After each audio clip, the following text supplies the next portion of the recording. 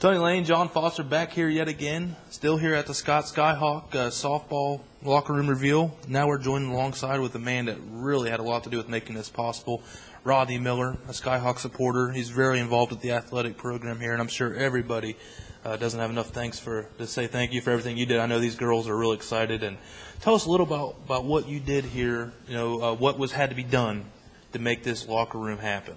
Well, it really had to start from the ground up, and it started with a kind of an odd set of circumstances, to be honest with you. We were down here with a bunch of girls and practicing, and at one point one of the girls had made the comment they had to go use the facilities, and they just took over the embankment.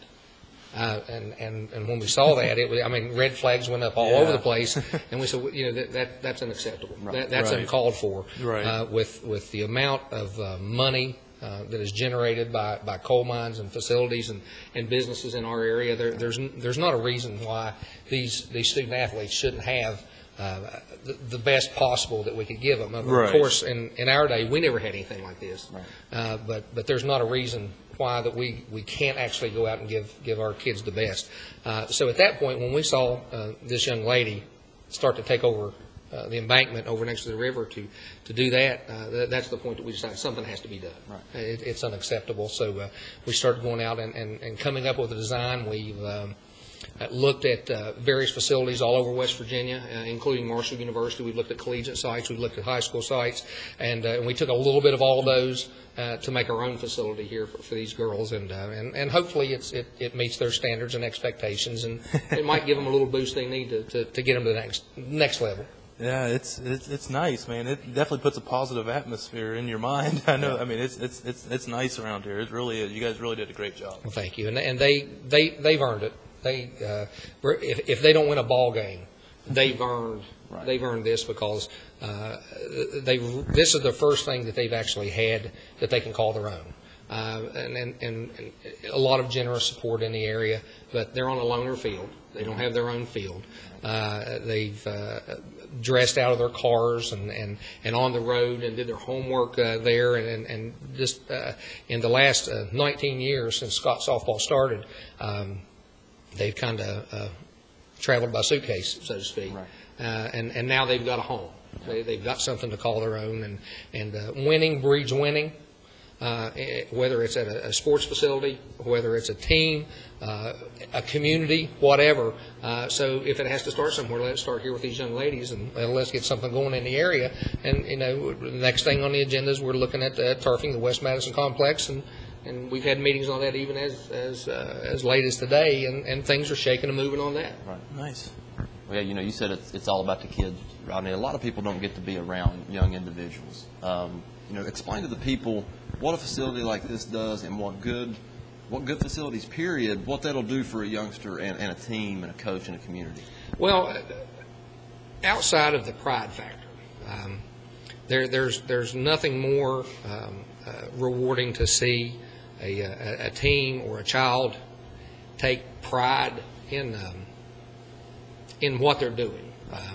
I can recall back, and you guys too, I'm sure, when you had the opportunity to don a uniform, you were accepted. Right. It meant something. It was an honor and a privilege. Sometimes we give them too much nowadays. Right. We always want our kids to have better. Sometimes we do a little bit too much to our own detriment. But when young people are involved in athletics, in scouts, in churches, whatever, I can see a direct correlation in what I do in real life, and the fact that if they're involved and they have people to care about them, and they keep their grades up, and they work hard in practice, and they learn the lessons of life. You're not always going to win. Right.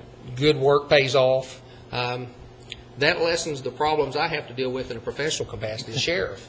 And those type of people very, very infrequently come across through our offices. I mean, right. The problem takes care of itself.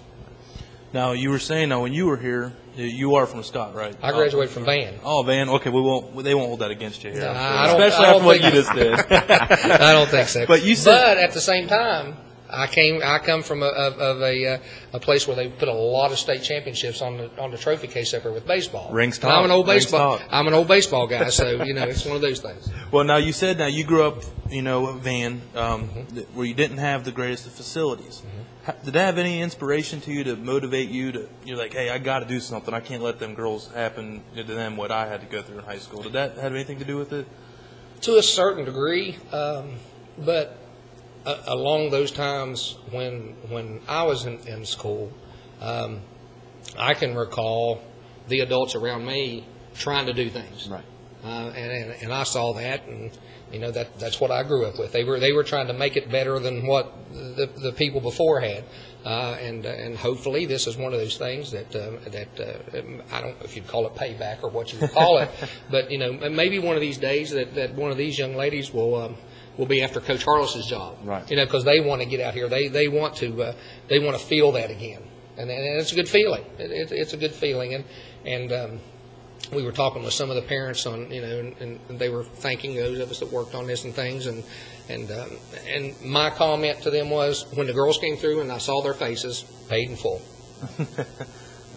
Feels good. Feels very good. I think we was talking to Coach Harless, and he told us it was about a year in the making. And I know there's no way that you can say thanks to everyone that got involved. You want to take a minute here and maybe give some shout outs to some people that helped along the way? Absolutely. The concrete was poured in February. Here we are, end of February, so we're a year on real construction. The Board of Education has been very generous to us. The Boone County Commission, their maintenance guys, the board's maintenance guys, they've been over backwards. They've loaned us tools. They came down and gave us suggestions, recommendations, helped us along. Massey Energy contributed. Long Branch Energy has contributed. Ford Motor Company, we worked with them on a Drive One for Your School program. That's going to be coming back up on June 25th. That was several $1,000s. Lots of people, and it's hard to start naming everyone because I'd hate to forget someone, because it may have been someone that didn't even have a child at this school or at this team at this point, and they'd come down, I only have a few hours, but what can I do? Right. And that's what it takes. Again, winning breeds winning. They saw something good that has taken place, and they want to be a part of that. People want to be a part of that. It's just like what you're seeing with the boys and girls basketball teams at Scott. Maybe at the beginning of the season there wasn't too many people that come out, but the more those guys win, bigger the wins, the harder teams they're facing. Last night we were at Logan and we saw it. The place was packed. So winning breeds winning, and hopefully this will be something contagious, and down the road when they become productive adults in the community that they'll be able to do that too. But there's just so many people that we want to thank with this that it's hard to even mention them individually. Well, if half these girls come back and give back half of what you did, I think Scott will be in good hands for many years down the road. And I'm sure we're going to say again, congratulations on this. The girls, they look excited. The coach he looked a little giggly over there. So, but again, thank you so much for taking the time to stop by here with us.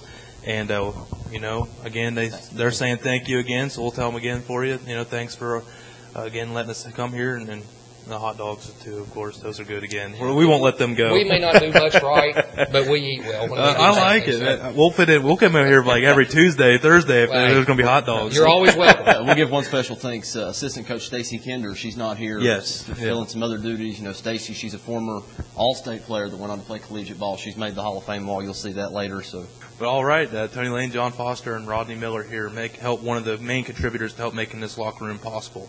And keep it locked in here on wvsportsnet.com. Your sports voice of the Valley.